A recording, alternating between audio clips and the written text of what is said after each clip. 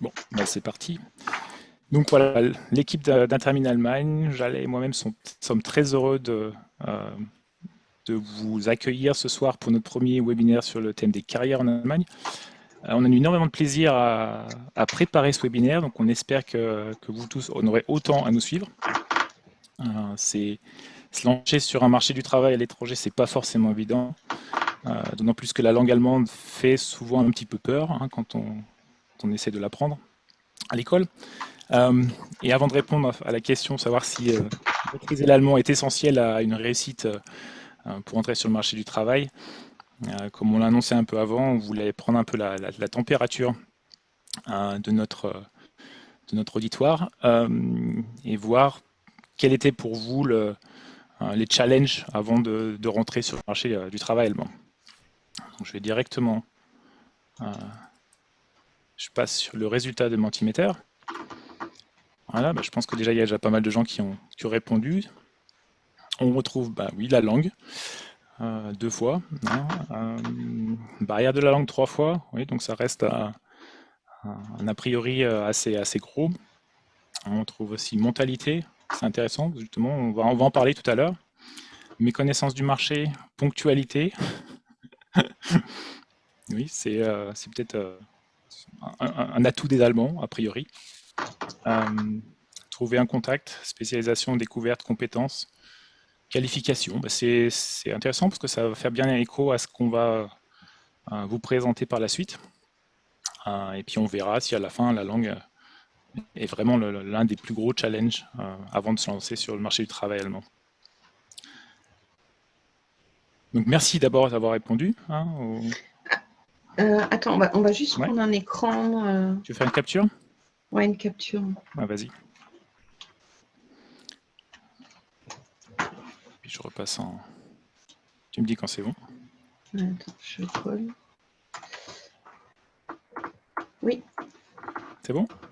c'est bon. Je repasse en mode présentation. Voilà, et avant de passer la main à Jalais pour la présentation de nos intervenants, je vais juste faire 2 mots de notre groupe Intermine Allemagne. Donc on est une dizaine d'anciens élèves des écoles des mines, répartis un peu de partout sur le territoire allemand. Et un de nos objectifs, c'est de promouvoir l'image de l'Allemagne et favoriser les échanges entre mineurs, mais même entre personnes non mineures. Et donc c'est exactement dans ce cadre-là que s'inscrit notre webinaire. Evelyne est notre présidente, vous l'avez déjà entendu en régie. Et si vous voulez vraiment avoir plus d'informations, tapez sur votre moteur de recherche Intermin Allemagne et vous trouverez assez rapidement notre site et les personnes à même de répondre peut-être à quelques questions si vous vous retrouvez en Allemagne, dans une des régions où on est présent. Voilà, j'allais. Merci Arnaud. Bonjour à tout le monde et bienvenue. Donc, pour ce soir, pour cette table ronde, c'est Arnaud et moi-même qui vont animer, on va animer cette table ronde ensemble. Et pour commencer, Arnaud va nous présenter quelques chiffres qui montrent les besoins du marché du travail allemand. Et après, on a le plaisir d'accueillir 3 intervenants. Premièrement, on a l'association d'emploi Allemagne, présidée par Anne-Christelle. Ce soir, Anne-Christelle, avec sa collègue Alix, elles vont nous présenter le mindset pour entrer sur le marché allemand. Ensuite, nous allons Klaus de Public Recruiters, qui va évoquer quelques bonnes adresses des entreprises qui recrutent en Allemagne. Et à la fin, nous allons avoir Axel, qui est une jeune diplômée d'école des mines, qui travaille en Allemagne depuis 2 ans et elle va partager avec nous ses expériences. Donc, merci à tous. Et donc, Anne-Christelle, Alix, Klaus, Axel, si vous voulez dire un petit bonjour à tout le monde pour qu'on voit votre visage, n'hésitez pas. Merci, merci à vous. En tout cas, c'est un réel plaisir d'intervenir ce soir au nom d'Emploi Allemagne. Je suis également ravie de participer ce soir à cette table ronde et je répondrai à vos questions si vous le désirez après. Merci. Donc, Klaus et Axel, on veut Oui, juste voir. merci. Oui. Merci beaucoup aussi pour l'invitation. Je suis donc, comme tout le monde l'entend, l'allemand dans le groupe. Super. Bonsoir, je suis ravie d'être là pour pouvoir partager ma première expérience à l'étranger, parce que c'est tout neuf. Merci à tous. Donc, c'est à toi, Arnaud, du coup, de nous Oui. parler des besoins du marché allemand. Ouais, merci Jalais.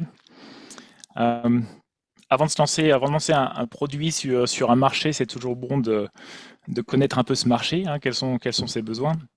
Donc on pensait un peu légitime de vous présenter des résultats de sondages d'études qui sont parus dans certains, sur Internet ou dans certains journaux spécialisés, pour voir à peu près quels sont les besoins du marché allemand dans les prochaines années. Là, il y a une étude qu'on a trouvée qui a estimé les besoins jusqu'en 2060, donc c'est un horizon extrêmement lointain, mais c'est certainement basé sur la démographie allemande en fait, et qui montre que les besoins annuels jusqu'en 2060 se chiffreront à 260 000 travailleurs qui devraient intégrer le marché allemand pour arriver à maintenir le niveau, le besoin actuel. Donc il y en aura un peu moins de la moitié qui devrait venir de l'espace Schengen, de l'EU, de l'Europe, et un peu plus de la moitié qui viendra d'États en dehors de l'espace Schengen. Voilà, dans cette étude, il n'y avait pas vraiment de distinction entre quel degré de qualification. Hein, donc ça peut être des diplômés supérieurs comme des techniciens. Donc il y a vraiment des besoins à tous les niveaux. Une autre étude qui est apparue dans le Handelsblatt,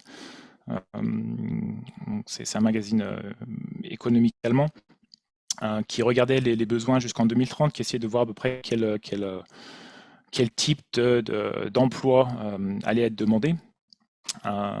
Et jusqu'en 2030, il estimait en fait un besoin jusqu'à 1 million de personnes qui travailleront dans l'IT ou dans l'analyse de données. Donc pas que de l'IT hardware, mais aussi interprétation des données. Donc c'est un gros besoin, de toute façon c'est commun à beaucoup pas seulement à l'Allemagne. On a d'autres métiers qui ont aussi un besoin de recrutement, comme l'enseignement, la santé. Et puis bon, pour nous, en ce qui concerne les ingénieurs, il y a aussi un gros besoin de 185 000 ingénieurs qui devront être recrutés jusqu'en 2030. Sachant que le marché allemand, enfin les universités délivrent à peu près 50 000 masters par an, on voit que il y aura le marché allemand tout seul va pas être à même de subvenir à tous ces besoins. Et dans les métiers de l'ingénieur, entre autres, on voit que l'électronique ou l'électrotechnique apparaissent comme des spécialités de la plus en manque, et je pense que on verra ça aussi par la suite avec l'interview d'Axel. Et on a une dernière étude pour finir sur ce thème un petit peu sec peut-être. Il y a eu un autre sondage qui a interviewé les décideurs d'entreprises allemandes pour voir quels sont leurs besoins. Ils ont deux tiers ont indiqué qu'ils avaient un manque de personnel qualifié, donc c'est clair. Seulement 16% par contre prévoyaient de recruter du personnel étranger. Donc on voit que même au niveau de certaines entreprises, ils ont du mal à se préparer mentalement qu'il va falloir qu'ils engagent du personnel étranger pour pouvoir subvenir à leurs besoins. Donc il y a vraiment un décalage. Et ce que ces décideurs allemands disaient, c'est qu'il y a 3 difficultés majeures. Donc d'une part les barrières linguistiques, donc ça fait très bien écho à ce qu'il y avait au début, mais cette fois du côté des décideurs, hein, pas seulement du côté de ceux qui veulent postuler. La reconnaissance des qualifications étrangères, c'est moins un problème pour les diplômes européens ou les diplômes type master bachelor, mais ça peut être d'autres problèmes pour des gens venant de pays hors EU, où les universités peut-être ne sont pas du tout connues en Allemagne. Et aussi, important, le décalage entre les attentes des postulants et la réalité sur place, hein, qui souvent amène des frustrations. Et je pense que là, on a l'intervention d'Emploi Allemagne qui va justement répondre un peu à l'une de ces difficultés majeures.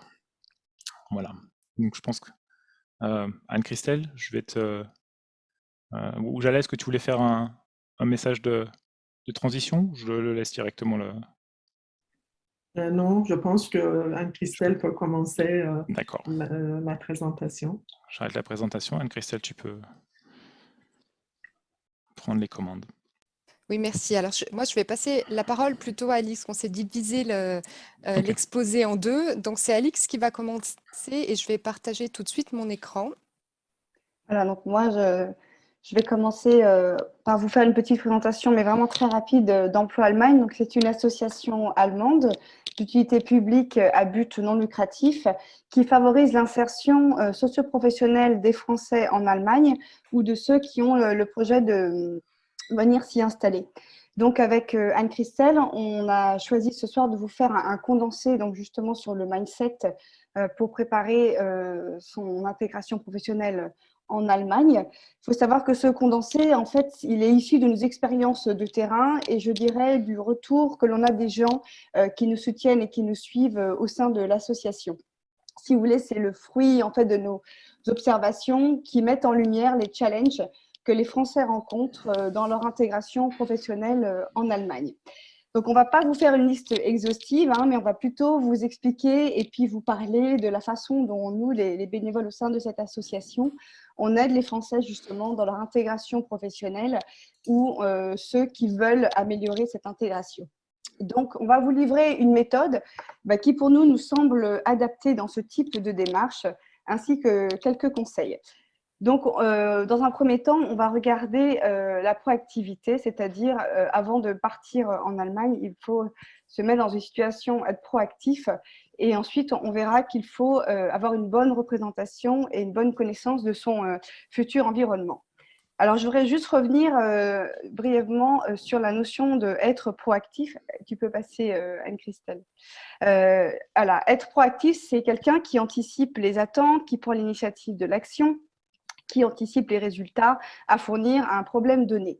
Donc là, on ne va pas du tout parler de problème, mais plutôt de challenge. Et voilà, en fait, si on a le choix, on a l'envie de partir travailler en Allemagne, il faut bien évidemment avoir conscience que c'est important d'avoir une bonne visibilité de son projet professionnel. Et pour cela, il faut bien le définir. Et voilà, on a souhaité revenir un petit peu sur cette notion de projet professionnel qui vous est bien sûr familière, mais pour bien mettre en avant en fait les quatre mots-clés que vous voyez en gras et en vert, objectif, moyen, ressources et stratégie. Pourquoi? Parce que travailler sur ces mots-là, ça va vous permettre de vous poser les bonnes questions sur vos attentes et sur vos réelles motivations. Et puis, je dirais tout simplement de répondre à la question fondamentale, pourquoi avoir envie de venir travailler en Allemagne? Donc, si on reprend ces quatre idées, donc identifier ses objectifs personnels, c'est tout simplement en fait le but final que l'on va se fixer. Et pour arriver à ce but, il est, je dirais, différent selon chaque personne, mais ce qui est commun, en fait, c'est le travail que l'on va faire, c'est-à-dire identifier ses compétences et ses motivations, voir s'il faut combler certaines lacunes, se remettre à niveau en allemand s'il y a besoin, avoir des informations sur les métiers, les secteurs d'activité et également se repérer sur le marché de l'emploi en Allemagne. Et ensuite, tout ce travail en amont, il se fait aussi grâce à des moyens. Et ces moyens, c'est tout simplement le temps et l'argent. Et oui, parce qu'effectivement, il faut avoir conscience qu'il faut du temps, il faut se rendre disponible, je dirais, pour bâtir son projet et également avoir conscience que c'est peut-être mieux d'avoir une petite réserve aussi financière avant de partir pour pouvoir aussi, préparer ce projet de manière plus sereine. Et puis, c'est également avoir conscience de ses ressources. Alors là, quand on parle de ressources, en fait, c'est comme un bagage dans lequel on met à la fois du professionnel et du personnel. On va parler de la formation initiale que vous avez, de vos connaissances en langue allemande, de vos aptitudes, de vos qualités humaines, de vos compétences, du réseau que vous pouvez mobiliser. Et je dirais ces trois mots que je vous ai expliqués assez rapidement vont en fait vous permettre de mettre en place une stratégie. c'est comme, si vous voulez, un calendrier que chacun fait comme il le souhaite, mais en fait qui va permettre d'avoir de manière précise le déroulement des actions et des étapes dans le temps pour justement arriver à cet objectif que vous vous êtes fixé. Et ce que je voudrais dire aussi sur ce projet professionnel, c'est qu'il n'est pas statique. Là, vous avez un projet, vous allez commencer à travailler sur ce projet, mais dans 2 ans, dans 5 ans, voire même dans 10 ans, ce projet, il va évoluer en fonction de vos expériences de vie, de vos expériences professionnelles. Et ce que je veux dire, c'est que ces 4 mots, par contre, eux ne bougeront pas. Donc, c'est vrai que quand on comprend un petit peu que ces mots peuvent nous aider à mieux comprendre ce qu'on veut et à mieux expliquer aussi aux autres ce que l'on souhaite, c'est toujours important de les avoir à l'esprit. Si vous voulez, l'idée, c'est, comme je disais, ce bagage personnel et professionnel, c'est en fait se poser des questions qui sont très simples. C'est qu'est-ce que je sais faire? Qu'est-ce que je connais? Qu'est-ce que j'aime? Qu'est-ce que je n'aime pas? Mes préférences professionnelles, ce que je peux aussi ne pas faire, parce que c'est aussi important de connaître ses limites, et puis ce à quoi aussi on est prêt à renoncer. Donc voilà, ce projet professionnel, c'est, je dirais, une base solide sur laquelle vous pouvez vous appuyer. Et d'ailleurs, c'est important de s'appuyer, que ce soit pour un projet en France ou en Allemagne. C'est quelque chose qui comment dire, se retrouve dans les 2 cas. Et autre chose qui nous paraît aussi important, c'est que vous avez donc ce projet et ce souhait de quitter la France pour venir travailler en Allemagne, mais c'est bien sûr parce que vous êtes prêt à quitter votre zone de confort, cette zone dans laquelle vous avez vos habitudes, vous êtes à l'aise, ça vous rassure, ça vous sécurise. Et voilà, il faut savoir que partir comme ça à l'étranger, ça va vous demander un effort. Et savoir également si vous êtes prêt à faire cet effort, parce que cet effort n'est pas obligatoire. C'est-à-dire que tout le monde peut ne pas vouloir faire cette démarche, parce que aussi il n'a pas envie. Ce n'est pas une obligation. Toujours est-il que si vous souhaitez partir, c'est vrai qu'il y a des questions pour vous qui sont intéressantes, je dirais, à travailler et à creuser. Par exemple, de quoi ai-je vraiment besoin, envie et aujourd'hui? Qu'est-ce qui me motive réellement dans ce souhait de partir travailler en Allemagne? Qu'est-ce qui m'attire dans ce choix de nouveauté, de changement? Est-ce que c'est en accord avec mes valeurs?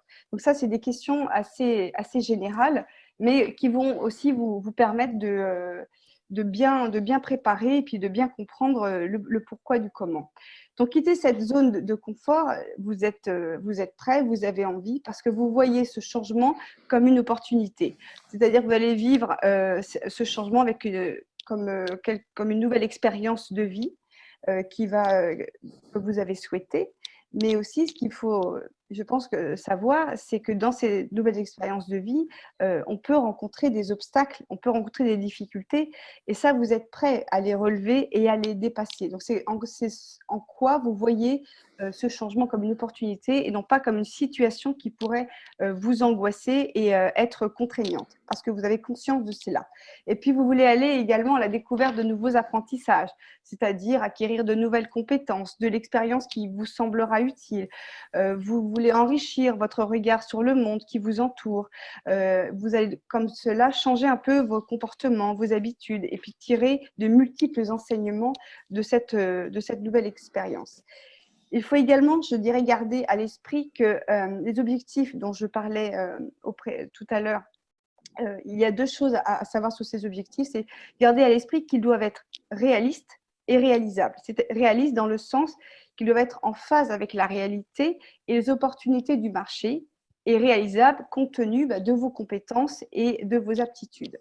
Et lorsque ces trois idées vous semblent couler de source, c'est que vous avez donc envie de relever ces challenges, de sortir de cette zone de confort dont j'ai parlé, parce que sortir de cette zone de confort nécessite de prendre la mesure des risques pour vous et pour votre environnement, de bien vous adapter votre comportement à cette nouvelle situation, et également de faire preuve de résilience et d'adaptabilité. Donc, c'est vraiment, si vous voulez, il faut le voir comme une volonté personnelle. Et donc, justement, dans la slide suivante, on voit cette notion d'adaptabilité.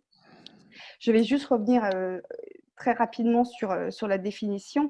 Faire preuve d'adaptabilité, c'est la plus grande des adaptations à gérer les incertitudes. C'est en cela que partir à l'étranger, c'est faire preuve d'adaptabilité. Mais c'est également faire preuve de résilience. Quand tout à l'heure, je vous parlais d'obstacles, de difficultés que vous pouvez rencontrer, c'est parce que vous avez cette capacité à rebondir et peut-être même, voire même à vous reconstruire après des moments difficiles. Vous allez développer des capacités pour vous dépasser, pour ne jamais baisser les bras. Donc ça, c'est quelque chose voilà, qu'il faut également, je dirais, en avoir conscience.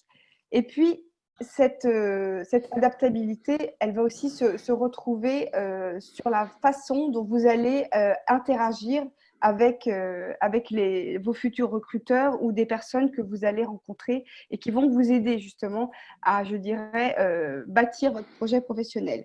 Et c'est important en fait de se poser la question de savoir qu'est-ce que j'ai envie de donner et d'apporter à l'entreprise, à un futur recruteur, plutôt que de vous poser la question, qu'est-ce que l'entreprise peut me donner et m'apporter? En fait, c'est vous mettre dans la position de quelqu'un qui va proposer. Et vous verrez que la personne sera d'autant plus réceptive parce que vous allez faire une offre. Et c'est en cela que c'est intéressant de se poser cette question. Également, susciter l'intérêt et la curiosité. C'est tout simplement donner envie aux gens de vous rencontrer. Donc, ça peut être par mobiliser votre réseau, faire parler de vous. Inviter l'autre au dialogue, c'est-à-dire vous pouvez aussi, parce que vous avez identifié des personnes qui peuvent vous intéresser pour l'activité, le métier que vous envisagez, eh bien, vous pouvez aussi tout simplement, maintenant c'est très facile par les réseaux sociaux, rentrer en contact avec cette personne et rentrer en contact dans le sens, lui poser des questions sur le métier qu'elle fait. Ça veut dire que vous vous intéressez aussi aux personnes qui font les mêmes activités que vous envisagez, et puis vous montrez toujours réactif, vous êtes toujours prêt, vous êtes ouvert au dialogue, vous êtes prêt à recevoir des conseils et puis des propositions, pourquoi pas, de ces futurs recruteurs ou personnes. Donc c'est vraiment, faut le voir comme, faut se diriger vers toutes les opportunités possibles, c'est-à-dire, comme je disais, rencontrer des nouvelles personnes et puis apprendre davantage. Et c'est également travailler sur ce qui vous êtes et sur la façon aussi et sur ce que vous faites, pardon. C'est-à-dire que les deux choses, qui vous êtes et ce que vous faites, c'est deux notions un peu différentes qui sont quand même complémentaires et on ne peut pas les dissocier complètement. Voilà, il ne faut pas juste seulement, si vous voulez, s'arrêter sur les compétences. Avoir ce projet, c'est aussi quelque part une part de soi sur laquelle il faut réfléchir, travailler. C'est un travail qui se fait, je pense, dans le temps, mais voilà, quand on a une envie et comme ça très forte, eh bien voilà, faut aller au bout. Mais pour aller au bout, c'est essayer de comprendre et de bien préparer son envie de venir travailler en Allemagne. Donc, c'est en ça que vous allez relever de nouveaux défis, comme je l'ai dit, montrer votre motivation parce que ça soit dans les personnes que vous allez rencontrer ou dans le projet que vous allez bâtir. Voilà, vous avez envie de sortir de vous-même et d'aller vers de nouveaux défis. Merci Alix. Alors si après tout ça, vous avez toujours envie d'aller en Allemagne, eh ben, on y va. En fait, cette introduction d'Alix était vraiment essentielle parce que c'est vraiment le gros point que l'on voit, nous, auprès de toutes les personnes qui viennent nous voir. Donc, merci d'avoir vraiment fait cette introduction très, très complète. Alors, la deuxième partie, c'est avoir en fait une bonne représentation et une connaissance de son environnement professionnel. Alors, pour nous, une bonne représentation, c'est en fait une visualisation. C'est ce qu'on souhaite, qu'est-ce qui se passe en Allemagne quand on arrive, à qui je vais m'adresser, comment je m'adresse, etc. Comment je m'adresse, pardon, aux personnes qui sont importantes pour moi. Et la connaissance de son environnement, c'est comment fonctionne en fait l'Allemagne, l'environnement professionnel. Alors, on ne parle pas de la langue ce soir, bien évidemment. Je pense que l'apprentissage de l'allemand est pour nous quand même indispensable, même si il y a des entreprises où on peut parler que anglais, mais ça, c'est une autre chose. Alors, il y a 2 points sur lesquels j'aimerais parler. C'est tout ce qui est relationnel. Donc, en fait, c'est la communication, c'est un mindset à avoir, d'être un communicant, et aussi la culture du travail qui est quand même bien différente en France et en Allemagne. Alors, on commence par le relationnel, c'est savoir se connaître et aussi construire son réseau. Et tout d'abord, donc Alix l'a déjà bien abordé, c'est déjà se connaître soi-même, mais aussi savoir parler de soi. En tout cas, dans les personnes qu'on accompagne, c'est aussi un challenge de savoir qui on est, quelles sont les compétences que l'on a. Et c'est vrai qu'en France, en tout cas, moi, dans le temps, c'était quand même assez difficile. On n'apprend pas ça à l'école, en fait, de parler de soi, quelles sont nos compétences, nos valeurs, nos envies, etc. Donc, un conseil pour les personnes qui n'ont pas encore postulé, c'est de construire, comme on dit, son pitch. Et là, c'est quelques pistes qu'on vous donne, donc de bien définir son identité professionnelle, de trouver ce fil rouge, même si vous n'avez pas des expériences professionnelles actuellement.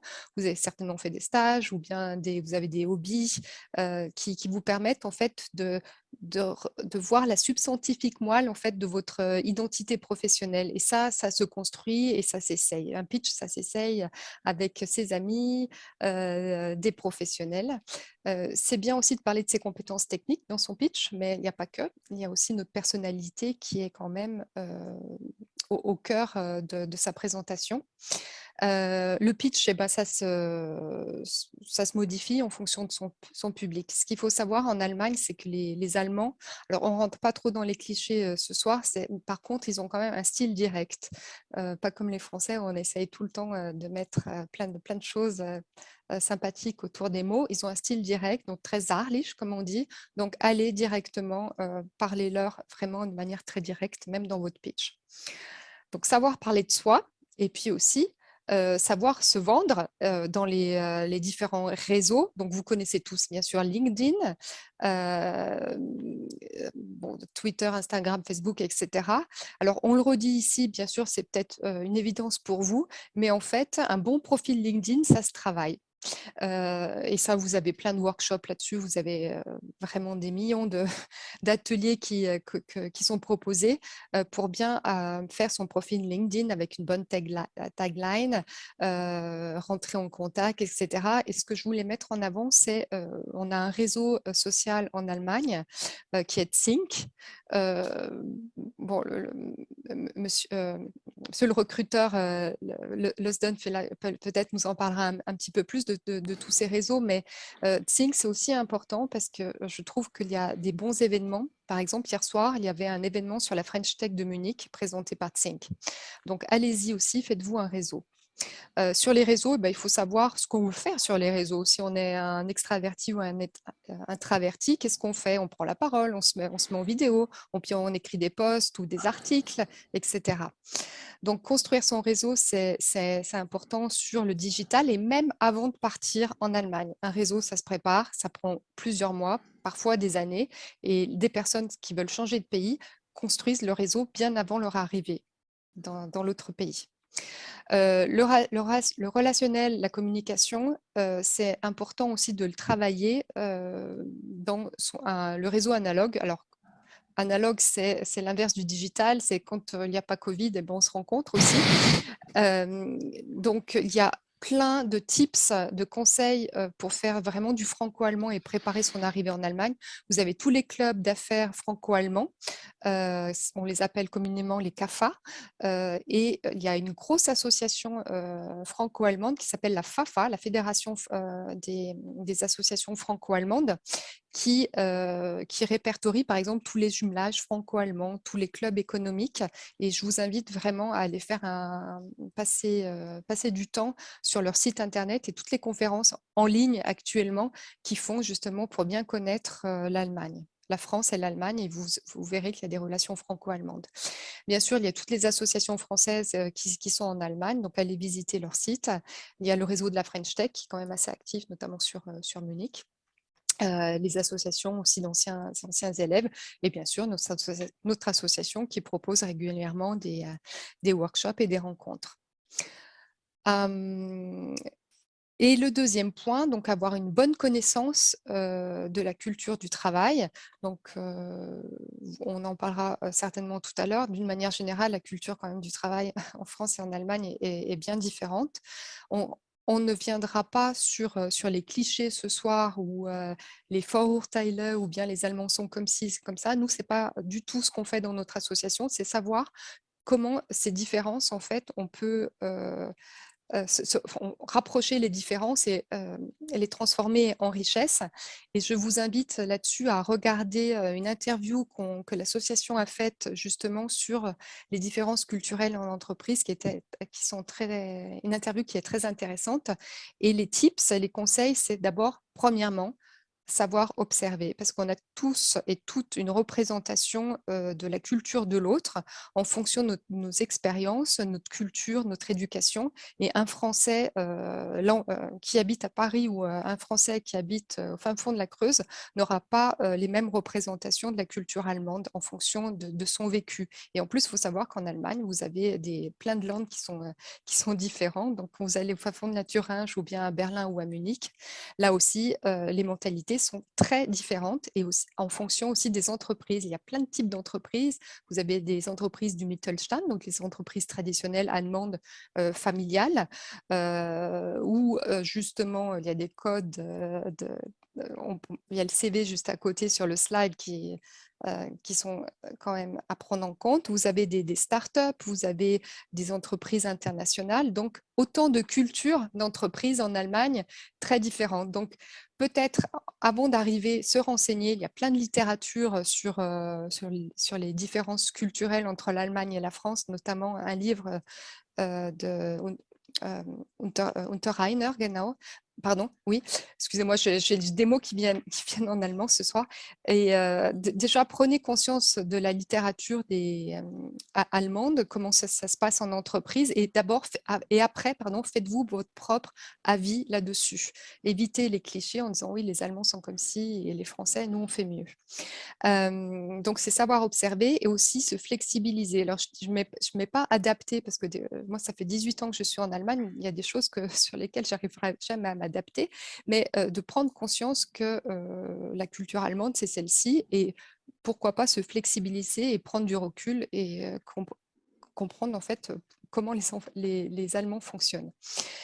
C'est également, il y a des codes et c'est de les connaître et notamment justement dans les Bewerbung, dans les candidatures, il y a des codes. Les Allemands font des candidatures des fois très, très traditionnelles.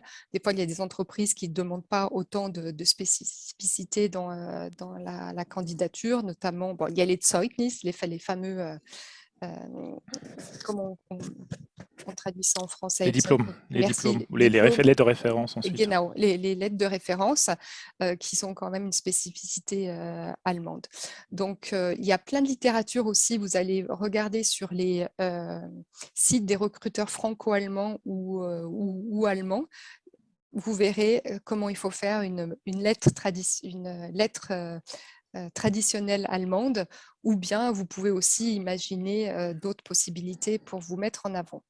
Ok, ça, je crois que voilà, on arrive au dernier slide. Exact. Et bien, Super. j'arrête. Donc, connaître aussi le fonctionnement de l'Allemagne, c'est aller sur notre site internet où vous avez toutes les informations générales et tout ce qui est les acteurs du franco-allemand au niveau de l'emploi, de l'insertion et de l'entrepreneuriat. Donc, je vous remercie avec Alix de votre attention. Merci beaucoup, Anne-Christelle. On retrouve aussi sur ton site web le lien pour cette interview, par exemple, que tu mentionnais. Oui, tout à fait. En fait, D'accord. on a une chaîne YouTube et vous retrouverez toutes les interviews. Okay. D'accord. Merci beaucoup. Donc, on peut aussi chercher sur le site Emploi Allemagne, on peut se renseigner pour chercher, pour se renseigner où postuler. Donc, ça nous amène maintenant à à la deuxième partie ou la troisième partie de notre webinaire, qui est où trouver les entreprises adéquates, où est-ce qu'un jeune potentiel jeune chercheur d'emploi peut trouver quelque chose ou un emploi qui lui convient. Le but de ce webinaire, c'était pas de faire un listing exhaustif où chercher, parce que je pense que chacun a un peu ses préférences, ses sites où il va consulter les offres d'emploi. Il y a 3 choses qu'on voulait vous montrer. Donc il y a des liens peut-être que des Français qui sont en France n'ont pas forcément conscience, tout du moins j'en avais pas conscience de ces liens avant de la préparation de ce webinaire. Donc il y a un top 100 des entreprises internationales. Donc Damien est en train de poster le lien dans le chat, donc si vous voulez, vous pouvez le prendre, le sauver dans les favoris et regarder plus tard. Ou un lien sur les Statop, donc c'est des liens ou des employeurs qui en général seront peut-être pas trop regardants sur le niveau allemand, le niveau d'allemand. Voilà, donc vous pouvez regarder là-dessus. C'est toujours bon à prendre. On voulait parler maintenant dans cette partie avec Klaus plutôt de quelque chose que même beaucoup d'entre nous n'avaient pas vraiment conscience, ce sont les Hidden Champions. Et là, Klaus, qui est chasseur de tête, donc bonsoir. Est-ce que tu peux nous en dire plus, nous présenter un peu qu'est-ce que c'est que les Hidden Champions et pourquoi est-ce que quelqu'un devrait postuler chez un Hidden Champion? Je crois que les Hidden Champions, c'est vraiment une particularité. Anne-Christelle, elle a parlé des Mittelstand, des entrepreneurs en Allemagne, donc des sociétés, des PME d'une certaine taille qui sont souvent 4e, 5e génération et qui sont souvent des entreprises qui sont dans les secteurs construction mécanique, sous-traitance dans l'automobile ou des services industriels comme l'automatisation. Et les Hidden Champions, c'est une particularité vraiment en Allemagne, une spécialité, parce que il y a 2700 dans le monde entier des Hidden Champions, et je vous donnerai dans le prochain slide la définition exacte. Mais ce qu'il faut retenir pour l'instant, c'est des entreprises qui ont une certaine taille, qui ont un taux d'export très, très élevé, qui sont dans une niche très, très bon à niveau mondial. Et donc, ce qu'il est montré ici, il y a plus que 1300 de ces sociétés en Allemagne. Et si vous le comparez avec d'autres pays, vous voyez que bon, c'est vraiment très, très prédominant. Et surtout, si c'est traduit par million d'habitants, les nombres par million d'habitants, vous voyez, c'est vraiment étonnant. Et ces grandes PME, c'est des sociétés qui ont entre 250 et 3000 personnes. Ils ont extrêmement performants au niveau international et très spécialisés dans des niches. Ils sont très mal connus par le public parce que justement, c'est souvent des sous-traitants, comme ils ont dans les niches, c'est business to business, donc personne ne les connaît. Même en Allemagne, ils ne sont pas très connus. Par contre, dans le secteur, tout le monde les connaît. Et ces sociétés, je pense, sont très intéressantes, surtout pour des ingénieurs de mines, ou des ingénieurs en général, parce que ils sont très innovants. C'est la raison pour laquelle ils jouent un rôle très prédominant à l'échelle mondiale, ou au moins ils ont les numéro 1 sur les continents d'origine. Ils ont une taille, donc j'avais dit 250 à 3000 personnes, et ici on chiffre d'affaires à 50 millions et 3 milliards. Et les 3 milliards, ça bouge chaque année parce qu'ils ont en moyenne une croissance de 8% par an, en moyenne. Hein. Donc c'est énorme. C'est vraiment des sociétés qui croient encore. Et d'une façon très, très simple, parce que c'est sans acquisition. Normalement, c'est vraiment par la force intérieure qui monte. Et j'avais déjà dit, ils ont souvent géré par le propriétaire. Ils ont une culture très forte, ce qui est aussi peut-être très important. Souvent très marqué par la région d'où ils viennent. Donc, on va les voir aussi plus tard. Comme Anne-Christelle a dit à juste titre, pour quelqu'un du Nord, travailler pour une société du Sud, bah ça peut être un choc culturel quelquefois plus grand que pour un Allemand travailler en France. Parce qu'entre Berlin et Paris, bon, ça s'arrange. Par contre, si vous êtes dans un petit village en Bavière et vous venez du Nord, bon, ça peut être dur. Donc, c'est très, très intéressant parce que ces sociétés peuvent proposer des carrières vraiment très alternatives vis-à-vis des carrières des grands groupes françaises qui sont attractifs pour des ingénieurs, mais c'est complètement une autre carrière. On prend des responsabilités très, très tôt et on est vu par les propriétaires des premiers jours. Et je le dis bien sûr aussi en faisant la pub pour les entreprises allemandes, parce qu'on l'a vu, Arnaud l'a dit tout au début, il nous manque plein des cadres pour l'avenir, des cadres bien formés. Et là aussi, je vois une complémentarité des ingénieurs, la façon des formations des ingénieurs en France vis-à-vis des Allemands. Moi, personnellement, j'ai eu la chance d'être une année à l'école des mines à Paris. Et je me suis rendu compte que ça n'avait rien à voir avec la mine. Donc, je ne comprenais pas du tout pourquoi ils s'appelaient être des ingénieurs, parce qu'ils ne savaient pas lire un plan technique, ils ne comprenaient rien. Donc, c'était vraiment très, très différent. Et bien entendu, au bout d'une année, un petit peu plus compris dans la langue, c'était déjà très, très bien, mais j'ai aussi compris pourquoi une autre approche. Et cette approche, il est très intéressant, effectivement, il est très intéressant parce que c'est des généralistes qu'on peut utiliser à beaucoup des endroits et ensemble avec des Allemands, ça pourrait être très, très effectif et je pense dans les deux sens, ça peut être une carrière très intéressante. Si on regarde maintenant géographiquement, il y a une concentration, prochaine slide peut-être. Donc, ce n'est pas très étonnant, c'est surtout dans les Länder qui sont économiquement très forts. C'est en première partie, bien entendu, la Rhénanie du Nord-Westphalie, mais tout de suite suivi par le sud, donc Baden-Württemberg et la Bavière. Et ce qu'on voit aussi sur cette carte-là, et ça peut dans un premier temps être un petit peu choquant pour des Français qui s'intéressent de venir en Allemagne, bah souvent c'est vraiment en pleine campagne, c'est dans des petits plaids, mais là aussi, c'est différent que la France.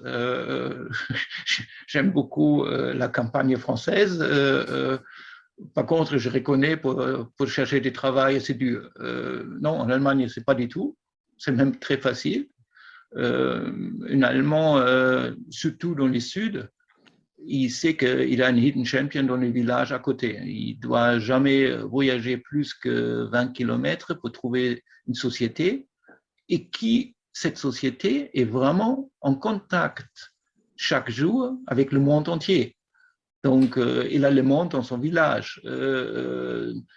S'il veut, il peut faire une carrière très internationale, mais il sait aussi que le patron, il va le ramener à la maison s'il dit « je quitte la maison parce que je ne suis pas content dans ma mission à Singapour ».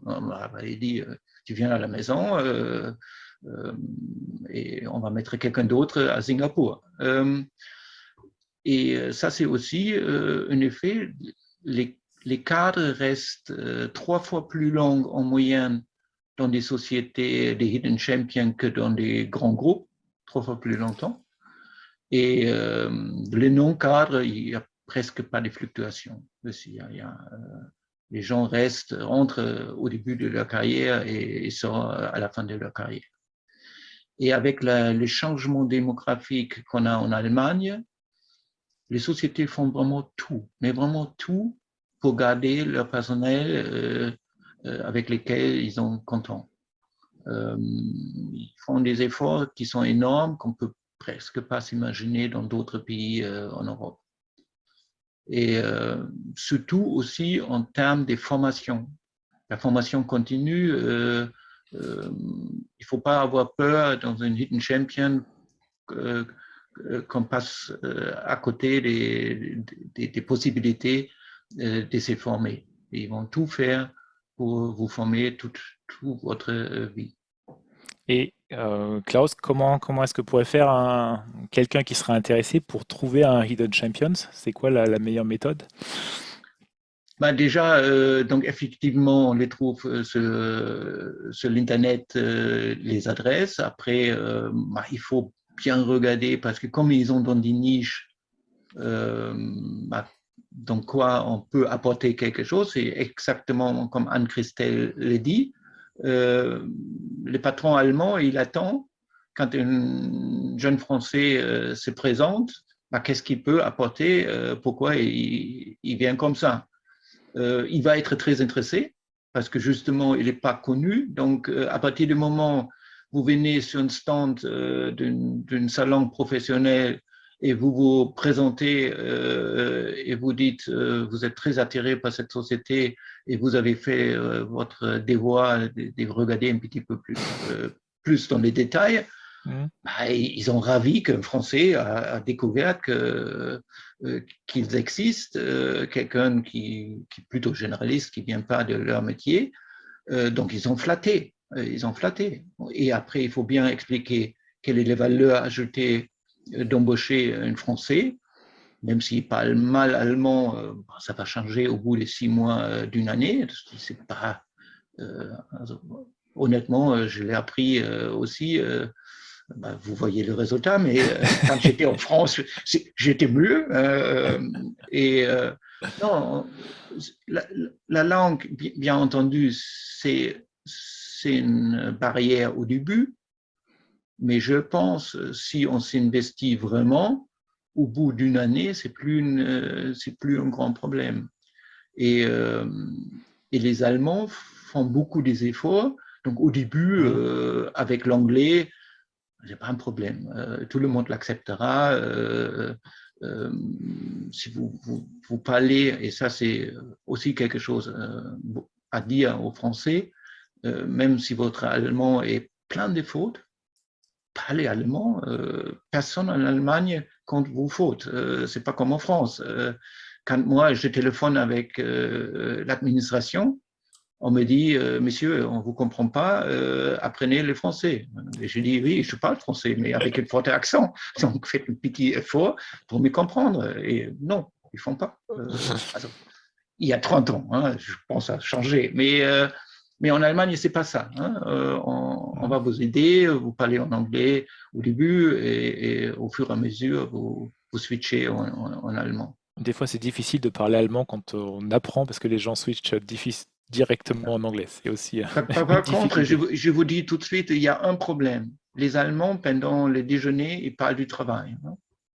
Parce que moi, j'ai fait l'expérience en contraire. J'avais le premier job en France et je parlais chaque midi du boulot.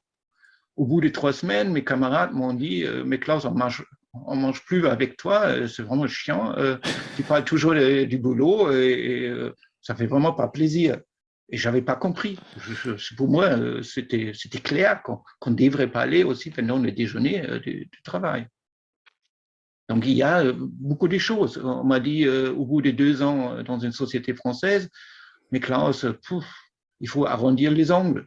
Je n'ai pas compris qu'est-ce que c'est arrondir les angles. Ma femme est française, elle m'a expliqué, mais oui, mais ça ne marche pas. J'étais socialisé, donc ça ne marche pas. Mais ça, c'est des choses, c'est pas grave. Si on les sait, Il ne faut pas arrondir les angles. Bon, on reste carré. Bon, on fait mal, mais on l'essaie, on s'excuse, on explique. Pas de problème. Donc, venez.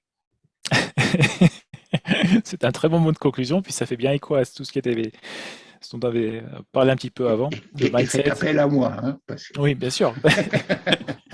Donc les gens peuvent te contacter directement après le webinaire. Oui, bien entendu, bien entendu. Par contre, la chasse des têtes marche dans l'autre sens. Je dois trouver une société qui me paye pour chasser, mais voilà, ça s'arrange.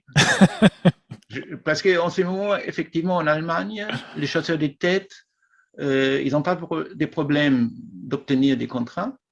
Ils ont tous des problèmes d'avoir des candidats. Ouais. Parce que ça a complètement changé. Et c'est beaucoup changé les derniers 2 ans.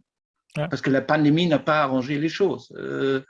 Parce que, bien entendu, les gens ont compris qu'il ne doit pas changer forcément. Il peut rester où ils ont. Ils ont demandé, les prochains 10 ans, ils ne vont pas avoir des problèmes là où ils ont trouvé des travail. Donc, ils ne bougent plus. Et c'est un énorme problème. C'est un énorme problème. Ok, très bien. Merci beaucoup, Klaus. Merci beaucoup. Pour nous avoir montré un petit peu cette particularité du marché allemand. Un petit rappel, on vous donne la possibilité de poser vos questions dans le chat, donc n'hésitez pas, on arrive dans les 10 dernières minutes de notre webinaire. Donc, si vous voulez poser des questions et qu'on en parle après, c'est maintenant. Voilà. Je laisse maintenant la parole à Jaleh et à Axel pour la dernière partie de ce webinaire. Merci Arnaud. Donc, Axel, rebonjour. Du coup, ça fait 2 ans que tu es en Allemagne pour le travail. Tu as fait tes études en France. La première question qu'on se pose, c'est qu'est-ce qui t'a motivé de venir en Allemagne? Et du coup, est-ce que tu peux en parler un peu plus et de nous dire un peu sur ton parcours? Bonsoir. Oui, alors pour moi, ce qui s'est passé, c'est que j'ai été diplômée donc en 2020 des mines de Saint-Étienne, spécialité microélectronique et informatique. Et en gros, dès la 2e année, on nous proposait de faire un stage à l'étranger. Et j'ai été très, très attirée par l'idée d'aller en Allemagne parce que bon, j'avais fait de l'allemand depuis 10 ans, mais j'avais vraiment un niveau basique. Et donc, je m'étais dit, pourquoi pas tenter de faire un stage en Allemagne. Et j'ai réussi à aller chez Porsche à Stuttgart, où j'ai passé 6 mois avec un stage tout en allemand, très, très, très allemand. Je pense que j'ai retrouvé beaucoup de choses de ce que Klaus a pu décrire. Et ensuite, donc, je suis retournée à l'école pour la 3e année et j'ai fait mon stage de fin d'études. Donc, je suis repartie en Allemagne parce que pourquoi pas une nouvelle fois. Et ce coup-ci, je suis allée chez BMW à Munich. Donc aussi un stage tout en allemand. Et après ça, finalement, je suis restée à Munich et je suis rentrée dans une entreprise qui s'appelle Westwing, dans laquelle je suis depuis un peu plus d'1 an. Et pour laquelle, là, par contre, j'ai vraiment l'opposé. C'est-à-dire que je suis sur une entreprise où c'est une grosse start-up d'environ 2000 employés où tout est en anglais. Donc vraiment tout, avec des collègues qui sont de n'importe quel pays et j'ai absolument plus besoin de l'allemand dans le cadre du travail. Donc, ce qui m'a motivée à partir, c'est que j'avais vraiment envie de voir au départ, rien que ce que c'était de travailler en Allemagne, parce qu'il y avait plein d'offres de stages, plein. Donc, j'ai dit pourquoi pas, on va essayer. Et finalement, j'ai bien accroché et je suis restée. Intéressant, super. Et donc, du coup, est-ce que au début ou durant ton séjour, il y avait des choses qui étaient plus difficiles pour toi? Qu'est-ce qui a été le plus difficile? Alors, dans mon cas, mais c'est à remettre dans le contexte parce que j'avais vraiment choisi de faire un stage tout en allemand. Donc oui, la barrière de la langue, j'ai eu quelques petits soucis au départ. Ça a été un peu compliqué parce que aussi mon niveau était vraiment, vraiment pas glorieux, donc ça n'a pas aidé. Mais je me retrouve bien dans ce qui a pu être dit avant parce que, bon, déjà, oui, il faut sortir de sa zone de confort et être assez avenant et aller parler. Mais par contre, c'est vrai qu'à partir du moment où on essaye de parler allemand, on reçoit beaucoup, beaucoup d'aide. Rien que le fait de le faire en allemand et pas en anglais, même si c'est pas parfait. Souvent, les gens comprennent où on veut en venir et sont très ouverts pour aider. Donc, ça a été finalement, même si au départ c'était compliqué, je me suis retrouvée face à des gens qui étaient vraiment, vraiment très sympas et qui étaient là pour faire en sorte que je progresse, ce qui était vraiment très agréable. Après, c'est à remettre en contexte parce que maintenant, dans mon travail, j'en ai pas forcément besoin. Donc, il y a vraiment des possibilités très différentes suivant le type d'entreprise. Et c'est vraiment à connaître, suivant ce que vous cherchez en termes d'entreprise, que ça peut être du tout allemand pur et dur à des grosses entreprises américaines où là, il n'y a absolument pas besoin d'allemand. Après, c'est sûr que dans la vie quotidienne, on retrouve un petit peu d'allemand, toujours. Oui.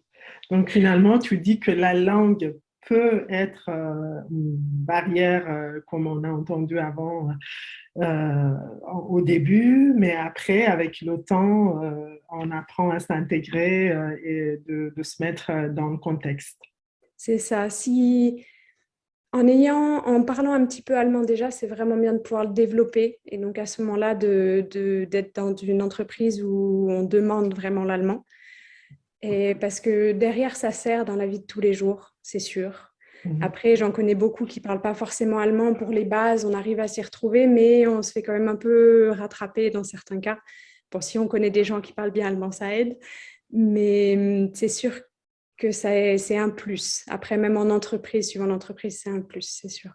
Oui, et tu as dit que c'était pour toi un peu, on va dire, tu as essayé de sortir de ta zone de confort, comme Alix, elle a parlé dans sa présentation. Donc, c'est intéressant de voir que finalement, dans ton cas, tu l'as déjà vécu, cette expérience de sortir de sa zone de confort. Et donc, du coup, est-ce que pendant ton séjour, il y avait des choses qui t'ont agréablement surprise? Déjà, rien qu'au niveau de la recherche de stage, j'avais été très, très étonnée du nombre de possibilités qu'il y a pour des stages. C'est-à-dire qu'il y a énormément, énormément d'entreprises qui prennent pour des stages de 6 mois. Vraiment, il faut aller sur les sites carrières, mais il y a des entreprises qui proposent des milliers de stages sans exagérer. Et aussi, c'est des stages qui sont disponibles dans plein de villes différentes, c'est-à-dire que tout n'est pas centralisé en termes de grosses entreprises, c'est-à-dire qu'il n'y a pas une obligation en France, comme en France, dans certains cas, d'aller à Paris. Ici, ça dépend des villes, ça dépend des spécialités qu'il peut y avoir, et donc ça peut être dans plusieurs villes différentes. Donc, il y en a un peu pour tous les goûts aussi en termes de villes. Et c'est un des premiers points qui m'avait vraiment étonnée, parce que je ne savais pas qu'il y avait tant de possibilités. Ensuite, la qualité de vie, quand même, parce que surtout, bon après, je fais de la pub pour la Bavière, mais ça va peut-être pas plaire à tout le monde. Mais, à Munich, c'est quand même plutôt sympa, avec la proximité avec l'Autriche et puis même tous les grands lacs qu'il peut y avoir. C'est vraiment un cadre fantastique. Et la vie à Munich, c'est vraiment quelque chose qui est très agréable et où on ne ressent pas forcément le stress qu'on peut avoir dans des villes comme Paris quand je discute avec tous mes copains de promo où c'est vraiment pas du tout la même approche du travail, on va dire. Oui, tu fais bien de mentionner le concept en fait de la qualité de vie, parce que c'est vrai que, par exemple, toi, tu es parti pour une expérience professionnelle, mais c'est vrai que finalement, il y a aussi le côté personnel. C'est important de vivre dans un environnement agréable. Donc, c'est très intéressant. Donc, merci beaucoup. Donc, pour résumer ou pour finir, est-ce que tu as des recommandations pour les gens qui ont envie de venir travailler en Allemagne? Pour moi, il y a 2 différents cas. C'est-à-dire que si vous êtes actuellement en recherche de stage ou encore en études, il faut tenter. Dans tous les cas, un stage, ça n'engage en rien. Ça permet de rentrer derrière, ça ne bloquera pas pour un CV. Au contraire, c'est toujours un plus d'avoir vu quelque chose à l'étranger. Donc, dans le cadre d'un stage, j'hésiterai même pas, vraiment, parce que c'est à faire, à tester. Après, dans le cadre de personnes déjà dans la vie active, c'est un peu différent parce que là, je retrouve vraiment ce qui a pu être dit avant. Il faut savoir quel est le projet, c'est-à-dire voir si vraiment il y a l'envie de partir à l'étranger parce que ça demande un certain investissement personnel si ça se fait au milieu d'une carrière. Mais dans l'ensemble, si vous êtes intéressé par l'international et que l'Allemagne, ça ne vous fait pas peur, et parler un petit peu allemand peut-être, ça ne fait pas peur, pour moi, vraiment, la qualité de vie est tellement bien que c'est vraiment à conseiller. Super. Merci beaucoup, Axel. Donc, du coup, je pense qu'on arrive à la session de questions-réponses. N'hésitez pas à poser vos questions dans le chat. Et donc, du coup, Arnaud, je te laisse. Alors, je vais passer la main directement à Boris, qui est normalement notre chargé questions. Peut-être avant les questions, voilà, on voulait faire une petite vidéo, un petit snap de tous les participants. Donc, si vous voulez allumer vos caméras, pour ceux qui ne l'ont pas fait. Evelyne, tu peux faire ensuite un snap. Bon, normalement, on montrerait un pichet de bière, mais on va pas le faire comme ça. On va faire juste un grand sourire, ça suffira. Voilà. Super. C'est bon, Evelyne, tu as pris la photo? Il ne faut pas sortir de mode présentation. Ah, pardon. Oups là, oui, il faut que je présente le. Ah, je crois que je présentais. Vous voyez pas l'écran? Bah non, chacun peut voir. Evelyne, je crois que tu peux prendre le. Evelyne, tu as disparu.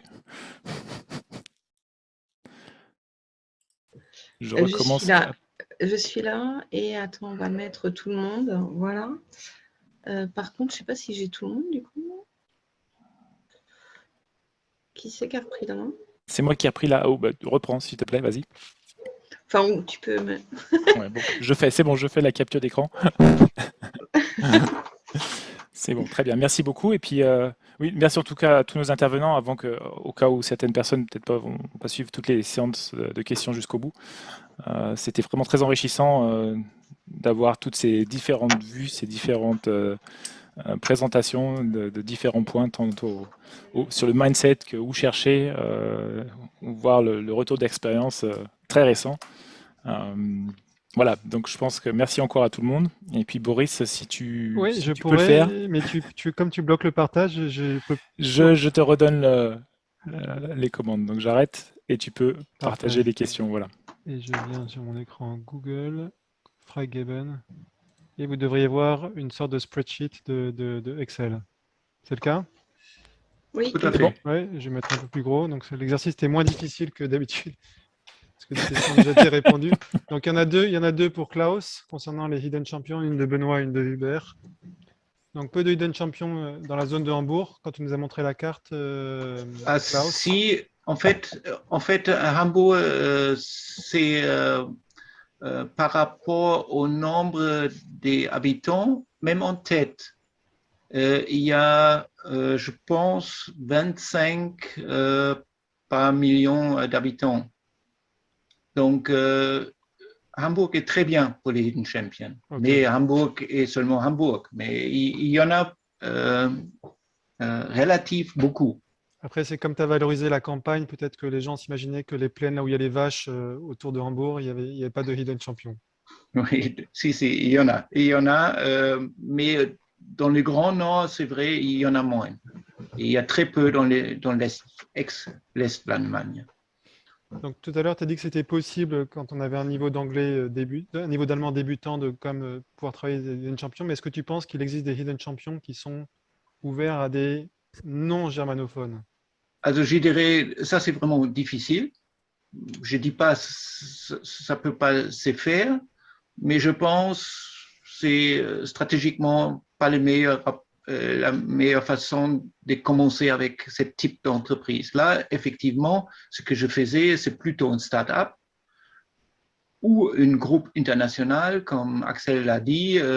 Il y a plein de groupes anglais, anglophones, américains, où on parle anglais toute la journée et on apprendra l'allemand à côté. Dans ces cas, plutôt dans les grandes villes, mais ça se comprend toute seule parce que les startups sont dans des grandes agglomérations, les sociétés étrangères aussi. La ville la plus simple pour les Français, c'est toujours Berlin. C'est clair, parce que même avec l'anglais, on peut se débrouiller dans la vie quotidienne si on habite dans les bons quartiers. C'est une approche un petit peu moins dure allemand, donc pour s'intégrer en Allemagne, c'est un premier pas, avec, je dois le dire, les risques qu'on restera, qu'on quittera plus Berlin, parce qu'on dit c'est effectivement la ville la plus internationale en Allemagne et on ne veut plus aller à la campagne chez les Hidden Champions. Très bien. Donc, tout de suite commencer sans allemand chez les Hidden Champions, ce n'est pas une bonne idée, je pense. Merci. Ensuite, il y avait une question de Mona sur le diplôme et Anne-Christelle a répondu. Donc, on mettra peut-être le lien dans le compte-rendu qu'on vous enverra. Si je peux ajouter Oui. quelque chose juste pour le diplôme. Honnêtement, j'ai jamais eu de problème, c'est-à-dire qu'ils demandent un grade de master souvent, et donc ils reconnaissent principalement master. Ils ne regardent pas forcément le nom de l'école qui a été faite, mais ils regardent juste le grade de master. Donc c'est pas exactement les mêmes grilles qu'il peut y avoir en France. Par contre, moi, je me suis installée en tant que freelancer et donc pour avoir le droit d'écrire docteur, ingénieur, dans mon profil, j'étais obligée de faire une reconnaissance en fait.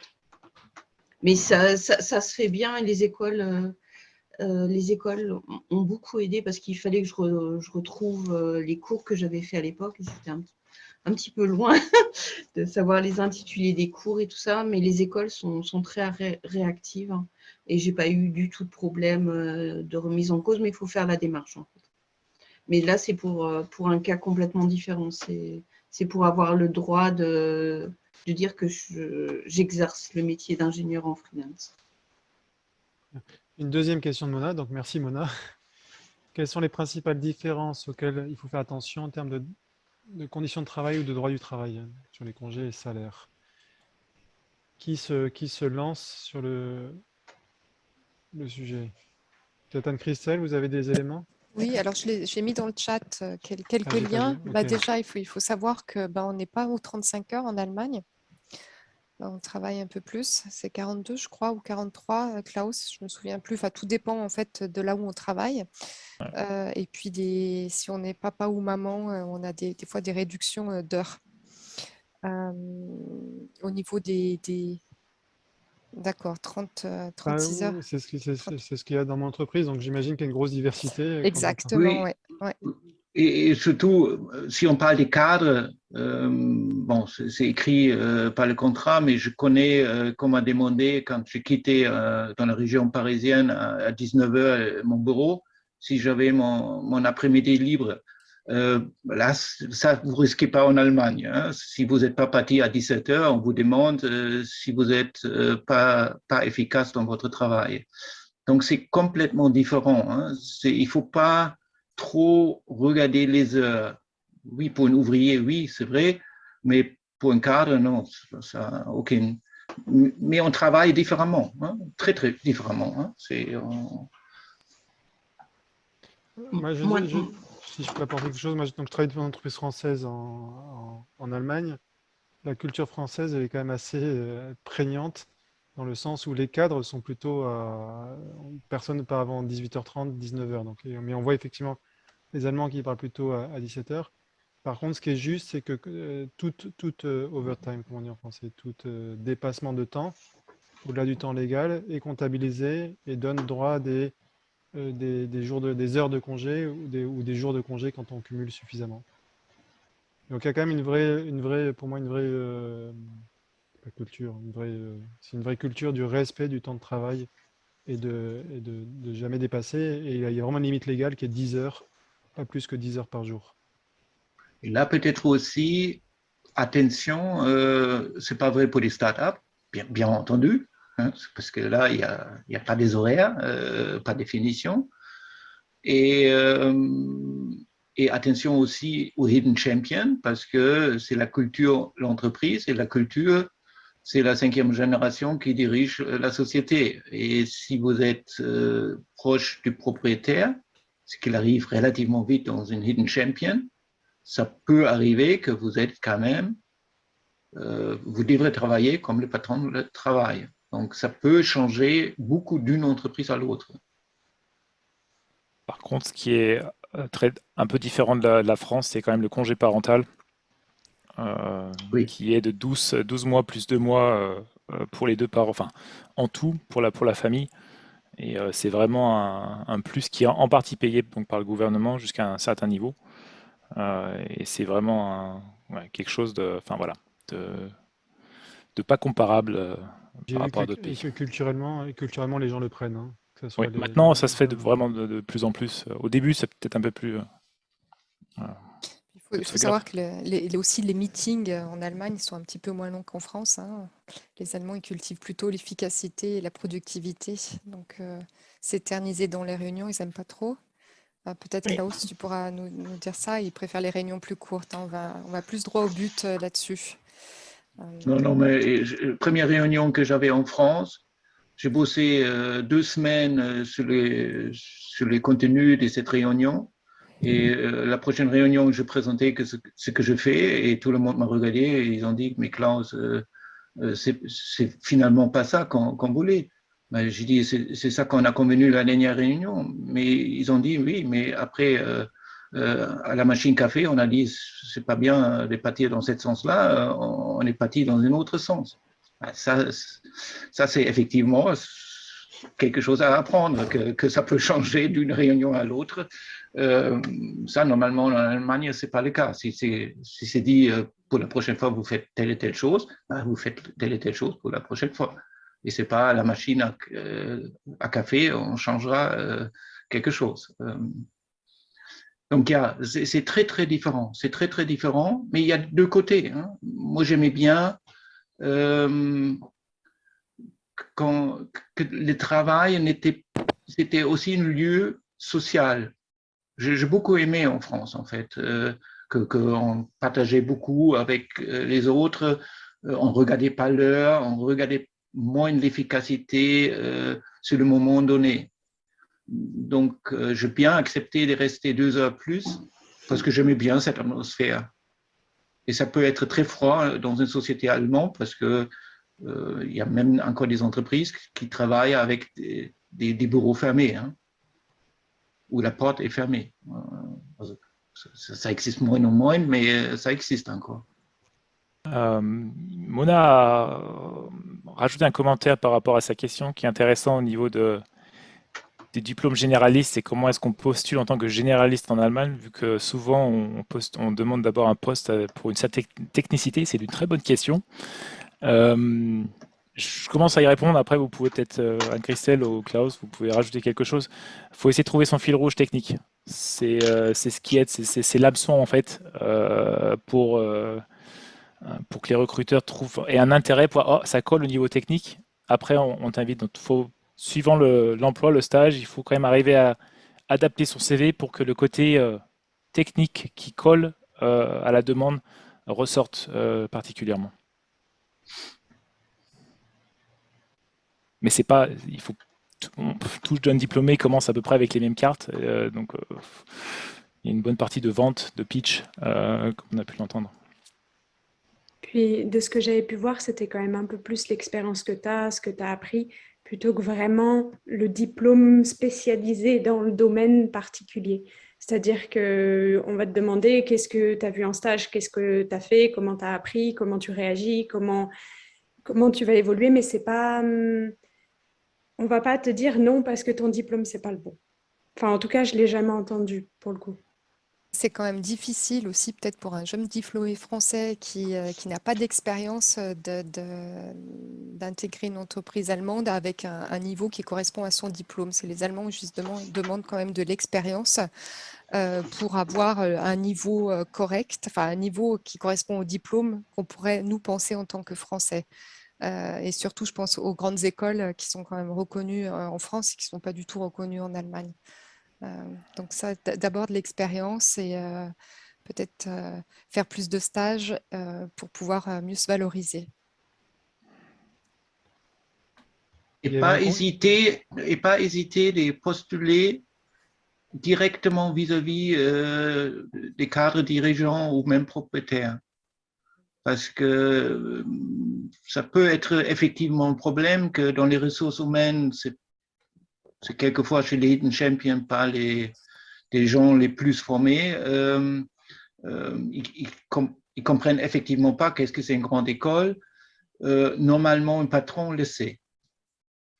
Donc, je n'hésiterai pas, même pour un stage, d'écrire directement aux dirigeants. Qu'est-ce qui va se passer? Il va écrire quelque chose, très bon profil, et le passer au directeur des ressources humaines qui après se trouve forcé de vous inviter.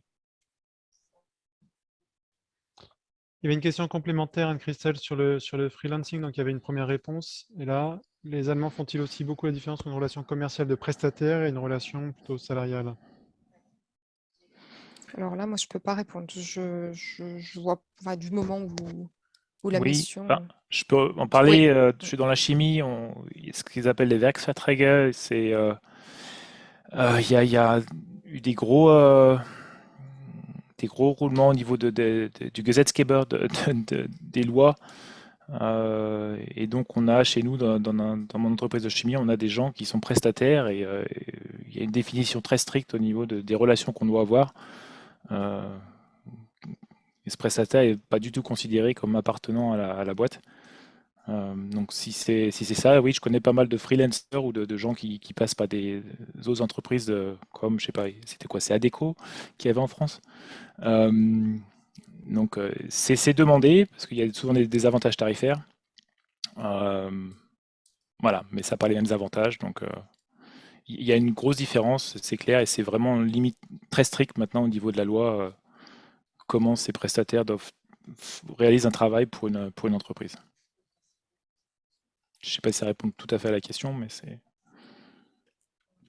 C'est Renan qui avait posé la question. Renan, ça te convient ou pas comme réponse? Ouais, oui, Ah d'accord. oui, je pensais que je ne pouvais pas me unmute. Oui, mais merci. C'était en effet sur le fait que quand on construit une carrière de freelance, on apprend à se vendre d'une façon qui est commerciale. C'est je vais vous vendre mon temps, mon cerveau pour un certain projet. Et en France, et surtout contractuellement, on fait énormément la différence pour pas avoir de risque de requalification en contrat de travail. Et du coup, c'est quelque chose qui s'apprend et je me demandais si cette compétence-là, elle se transposait facilement au marché allemand. Sachant qu'il y a des préjugés sur le monde de l'entreprise en Allemagne, il y a aussi des préjugés sur la façon dont les Allemands font du commerce. C'est surtout pour cette différence-là. Okay. Là, je ne peux pas parler puisque j'ai pas postulé en tant que freelance, donc là, ça va être difficile de répondre là-dessus. Mais Okay, il y a une différence. Je pense que on peut amener ce que tu connais en France. Je pense que tu peux l'amener en Allemagne, mais il faut se renseigner sur les conditions pour postuler en tant que freelance et comment est-ce qu'on est intégré à une entreprise. Ou comment est-ce qu'on peut offrir ses services à l'entreprise. Très bien, merci. Ok. Je crois au niveau du temps, on a dépassé, mais pas trop. On est franco-allemand, hein, on le voit. Donc, je crois qu'on a répondu à toutes les questions, donc on va... voilà, je pense qu'on peut redire encore une fois merci à tout le monde, à tous ceux qui ont participé. Voilà, merci à tous les intervenants. Je crois que moi, j'ai appris beaucoup de choses ce soir. J'aurais bien aimé avoir ce séminaire il y a 20 ans. Bon, c'est pas grave, ça peut toujours servir quand même pour plus tard. Evelyne, tu veux dire un petit mot pour la fin ou Merci beaucoup et surtout quand on parlait effectivement à la fois de mutualisation d'actions ou de contact, de réseautage, je pense que c'est très intéressant d'avoir ce club Intermin Allemagne. Quand on vient en Allemagne, n'hésitez pas à nous contacter. On a des petites antennes locales, donc à Munich, Jale est entre Berlin et Paris. On a des personnes sur Francfort comme Arnaud, d'autres sur Hambourg. Voilà, on essaye de développer aussi sur Dresden, un petit peu plus à l'est. Et aussi pour les non-mineurs, c'est intéressant pour nous d'être en contact avec d'autres associations pour avoir assez de personnes qui participent à nos manifestations. Donc, restons en contact. Ah oui, puis les 3 autres tables rondes, on n'en a pas parlé. Ah oui, c'est vrai. Bon, c'est pas grave. Une prochaine fois. On Voilà. laisse le suspense. Donc, on a prévu d'autres tables rondes, effectivement, sur ces thèmes-là, approfondir le profil des entreprises. Et puis après, une fois qu'on est vraiment en Allemagne, monter en carrière. Donc, c'est des thèmes qu'on prévoit pour la prochaine. Très bien. Merci beaucoup à tout le monde, alors. Et bonne soirée. Et puis bon week-end avec un peu d'avance. Bien sûr, au revoir. Merci beaucoup. Merci à tous. Au revoir. Et Au revoir.